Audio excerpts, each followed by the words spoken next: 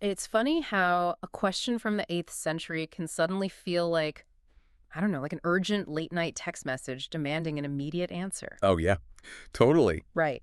We are starting today's deep dive with this deceptively simple question from an 8th century Buddhist philosopher. His name was Nichiren Daishonin, and he asks, are you directing your thoughts, or are they directing you? And it is such a profound check-in because, he isn't framing it as some lofty spiritual abstraction meant for monks meditating on a mountain somewhere. Yeah, exactly. He treats it as an immediate, practical emergency for your daily life. Yeah. Like right now, as you were listening to this, who is actually running the show in your mind? Okay, let's unpack this. Okay. Because if you aren't running the show, it is not just a matter of your mind, like, wandering off for a bit while you are staring out a window. Right, it's much heavier than that. Yeah, an ungoverned mind doesn't just drift, it compounds. It takes these negative things like sudden flashes of anger, heavy judgments, the craving for approval, or just wasted time, and it multiplies them. It really does. And eventually, all that compounded, unchecked reaction actually becomes the shape of your entire life. The stakes are incredibly high when you look at it through that lens. So our mission for today's deep dive is to explore this rich collection of notes and readings. It's titled Day 98, Mastery of the Self. And we have a massive stack of sources here. We really do. It's a huge mix. Yeah, we are pulling from ancient Stoics, military strategists, 20th century novelists, modern thinkers, and we are going to extract the living thread of self-mastery from all of them to help you figure out exactly who is running the show in your own mind. Because if Nichiren Daishonin is right, and our unchecked thoughts compound into the shape of our lives, the most terrifying place to see that math in action is in our emotional reactions. Oh, for sure. And Sun Tzu recognized this in the ancient world. He did. The sources bring in Sun Tzu's famous military council, and he explicitly warns that a sovereign should never launch an army out of anger. Right. A leader should never start a war out of wrath. Because the general who strikes in a fit of rage has completely surrendered the one ultimate advantage that actually wins battles. Which is clarity. Exactly. The ability to see the battlefield exactly as it is. And the author Robert Greene takes that exact military logic and, brings it right into our everyday lives. Yeah, Greene observes that angry people almost always end up looking ridiculous. Not powerful, but ridiculous, because an outburst just reveals how little space exists between a stimulus and their response. Yeah, it's just pure reaction. Right. If you get like a passive-aggressive email from a coworker and immediately fire back a furious response, you haven't asserted dominance. You've just shown how easily someone else can press your buttons. No, or watching a display of helplessness. Wow, yeah. Helplessness. When someone throws a tantrum or loses their temper in a meeting, we might be temporarily startled by the noise. But Greene asks this devastating question. If you cannot control yourself, how can you control anything else? It makes me think of uncontrolled anger as essentially being like a car's check engine light blinking on the dashboard. Oh, I like that. Right, like when someone is screaming or exploding over a minor inconvenience, it doesn't mean their engine is powerful. It means their internal operating system is failing. The warning light is flashing red. Right, and yelling at the person who cut you off in traffic is the equivalent of taking a hammer and smashing the check engine light on your dashboard. Yes. You haven't fixed the engine, you've just destroyed the warning system. But hold on, let me play devil's advocate here. If displaying emotion is just a system failure, aren't we just telling people to become unfeeling robots? Because suppressing everything and pretending we aren't mad usually makes the engine explode later anyway. What's fascinating here is that the ancient philosophers, specifically Seneca, were absolutely not advocating for suppression. Okay, good. Because suppression doesn't work. No, suppression is just burying a live explosive and hoping nobody steps on it. Mm-hmm. Seneca had a very practical, nightly routine to deal with this without becoming a robot. What was the routine? Every evening, he would sit quietly and review his emotional ledger from the day. He would look at the moments where he, grew too hot in a dispute or spoke more sharply to someone than the situation warranted. Oh, so he actually faced it. He did. And he extended a very specific kind of firm self-correction, paired with gentle forgiveness. He would essentially tell himself, see that you don't do that again, but now I forgive you. See that you don't do that again, but now I forgive you. Exactly. He is cultivating what we would call a witnessing self. A witnessing self. Right. He isn't suppressing the anger. He is creating a part of the mind that can observe the rest of the mind with equanimity. He is stepping back and saying, I see the anger, but I am not the anger. You process the emotion without letting it sit in the driver's seat. That makes a lot of sense. Mhm. But if emotional reactions like sudden anger are proof that we aren't fully in control, it begs the question, what is actually controlling us in those moments? That's the real question. Because looking at the sources, the answer is usually the inherited, unquestioned assumptions that we just let walk right in through the front door of our minds. And the Stoic philosopher Epictetus talks about this. He uses this Greek concept called dokimazein. Dokimazen. Yeah. It means to assay or to test something the way you would test the quality of an ore or a physical coin. In the ancient world, merchants and money changers were incredibly skilled at detecting fake currency. Because they had to be. Right. They didn't just glance at a coin. They would throw it against a hard surface to listen to the specific note it rang. They would rub it between their fingers, hold it up to the light. They were hyper-vigilant. Because they didn't want to be cheated out of their wealth. And Epictetus points out this massive contradiction in human behavior. Oh, it's a huge contradiction. We are obsessively vigilant about fake currency, which is literally just an imaginary societal value, but we accept counterfeit life philosophies without a second glance. We just pocket them. We really do.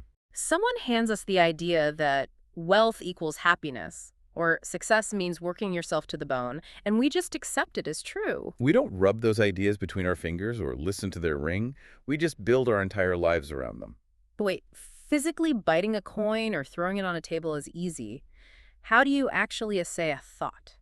How do I test a belief like success means working yourself to the bone? Well, you test it by looking at the empirical evidence. Hmm. You look closely at the person who handed you that belief or the culture that promotes it. Okay, so looking at the results. Exactly. Are the people working themselves to the bone actually experiencing the good life? Are they healthy, fulfilled, and present with their families? If the answer is no, then that coin rings hollow. It is a counterfeit. You throw it back. Here's where it gets really interesting.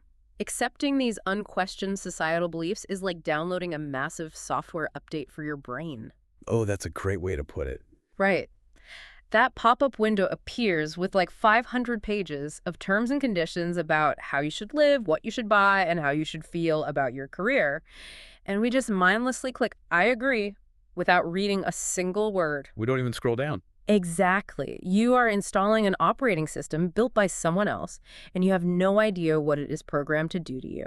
If we connect this to the bigger picture, this is the exact trap that Anthony de Mello highlights in his Zen parable. Oh, right. The one with the master and the visitor? Yes. Okay. A visitor comes to a Zen master, wanting the meaning of life handed to him, pre-packaged and ready to consume. The visitor just wants the master to give him the answer so he can go home. Nice and easy. But the master refuses. Not to be difficult, but because the master knows that borrowed meaning is just another counterfeit coin. It is just information wearing wisdom's clothing. Information wearing wisdom's clothing. I love that. And the master actually tells the student that he would rather they eat their pudding than speculate on it. Don't just sit there theorizing about what pudding might taste like based on what society told you. Taste it yourself. Exactly. The philosopher's task, and your task as the listener trying to live a governed life, is to make direct, assayed contact with the actual texture of experience. You have to rely on first-hand reality, not second-hand reports. But to stop accepting secondhand reality, we have to actually learn how to look at firsthand reality. And that brings us to an incredible realization in the sources. Seeing clearly is an entirely different mechanism than judging instantly. It's a completely different muscle. There is this beautiful story from 1940 that illustrates this perfectly. The writer James Baldwin is walking through New York City with his mentor, the painter Buford Delaney. Right, the puddle story. Yeah, they're at a street corner, and Delaney suddenly stops Baldwin and points down at a dirty puddle in the gutter, asking him what he sees. And Baldwin, like any of us would, just glances down and says he sees a puddle. He instantly categorizes it, judges it as a mundane, dirty thing, and is ready to keep walking. But Delaney makes him look again. And this time, Baldwin physically shifts his aperture of attention. He stops glancing and starts truly seeing. And what does he see? Suddenly, he looks past the dirt and sees the reflection of the city buildings moving like liquid mercury in the black water of the puddle. It is distorted and radiant and completely real.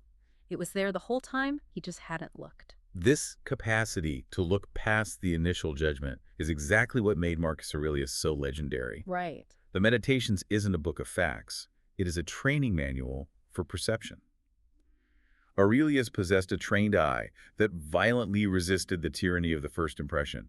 He trained himself to decouple seeing from judging.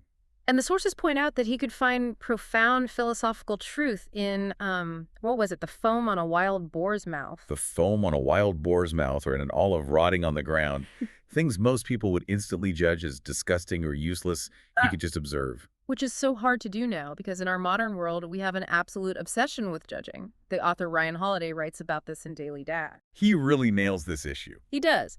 He points out that family conflict, and honestly, most human conflict, is almost always rooted in unnecessary judgment. The compulsive need to evaluate every single thing. Evaluating your daughter's choice of food for her wedding, evaluating her friends, silently evaluating how your neighbors raise their kids. Yes.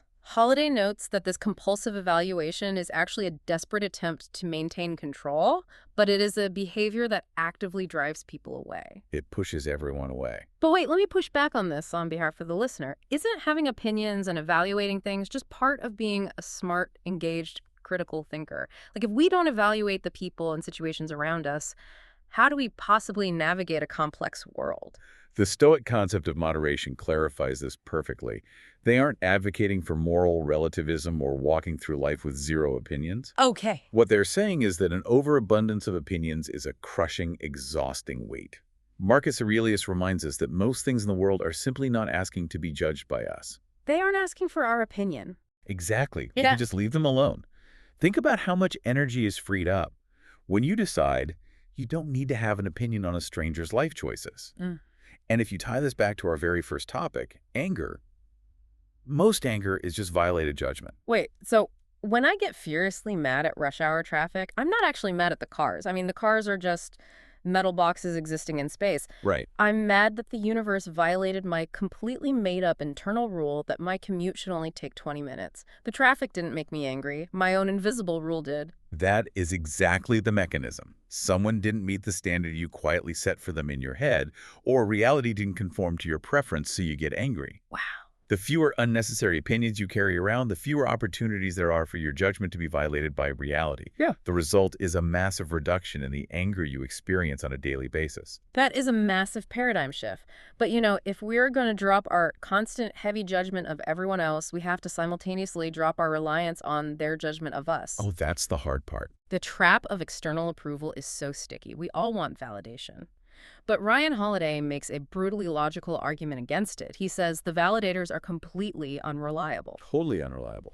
He points out that the herd is often not very bright, they hold terrible opinions, and yet we go to extreme, agonizing lengths to get the respect of people we don't even respect. It is an absurd arrangement when you think about it. Sure. And Epictetus has a stern warning about this dynamic. Yeah. He says that seeking outside approval is an automatic compromise of your integrity because you are introducing a foreign governor into your command structure. A foreign governor, meaning you are outsourcing your compass. Yes. If your professional self-worth is entirely dictated by how many likes your latest post got on LinkedIn or how quickly your boss responds to your Slack message, your actions are no longer your own. You weren't running the show anymore. The algorithm and the crowd are. And Marcus Aurelius is the ultimate case study in refusing the foreign governor. He was the emperor of Rome.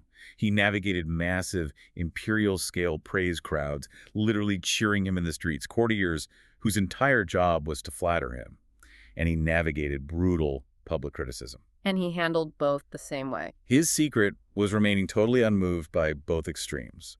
He relied entirely on an inner scorecard.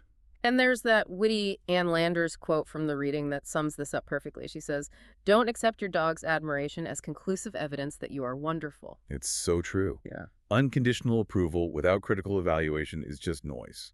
Whether it comes from a golden retriever, a stadium full of fans, or a flurry of heart emojis on a group chat, it is just noise. So what does this all mean? If you constantly chase public approval, it is essentially like trying to navigate a dense, unfamiliar forest, but you keep letting random strangers on the trail recalibrate your compass. That's a great analogy. You will never, ever walk in a straight line. You will just wander in circles, trying to walk in whatever direction pleases the person you just bumped into.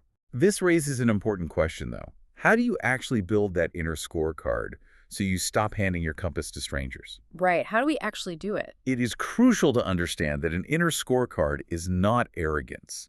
It is not walking around believing you are inherently better than everyone else. It is the ultimate recovery of authorship over your own life. Authorship? Right. It means establishing a strict standard of behavior, effort, and virtue that is held by yourself for yourself.